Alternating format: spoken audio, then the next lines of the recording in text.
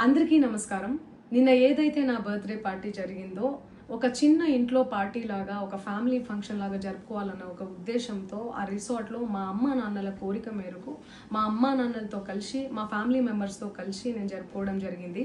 అక్కడ మా అమ్మా నాన్నలు, మా అమ్మా నాన్న ఫ్రెండ్స్, మా ఫ్యామిలీ ఫ్రెండ్స్, మా టీమ్ మెంబర్స్ మాత్రమే ఉండడం జరిగింది. అండ్ అట్లనే లిక్కర్ ఉండడం జరిగింది, సౌండ్ సిస్టమ్ ఉండడం జరిగింది.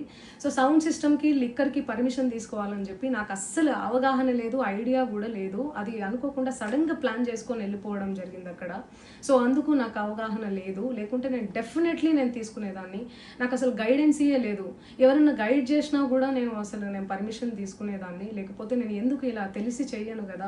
సో ఇదంతా ఇలా తెలిసి అయితే నేను తప్పు చేయలేదు, తెలియకుండా ఇది జరిగిపోయింది.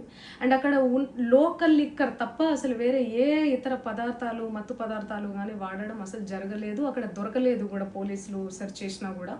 అండ్ అక్కడ ఎవరికైతే పాజిటివ్ వచ్చింది అని చెప్పి పోలీసులు చెప్తున్నారో ఆయన ఎక్కడో ఒక చోట తీసుకున్నాడు, ఎప్పుడో తీసుకున్నాడు అని చెప్పి తేలిందని చెప్పి పోలీసులే చెప్పారు. అండ్ అది ఇన్వెస్టిగేషన్ కూడా జరుగుతుంది. మేము కూడా పోలీసులకు కోఆపరేట్ చేస్తున్నాము. అండ్ నేను ఎందుకు ఇలా చేస్తాను, అసలు నాకు తెలిసి ఎందుకు చేస్తాను? మా అమ్మా నాన్నలతో దట్టు, మా అమ్మా నాన్నలు పెట్టుకొని ఇలాంటివి నేను ఎంకరేజ్ చేస్తానా? ఇలాంటివి చెప్పండి.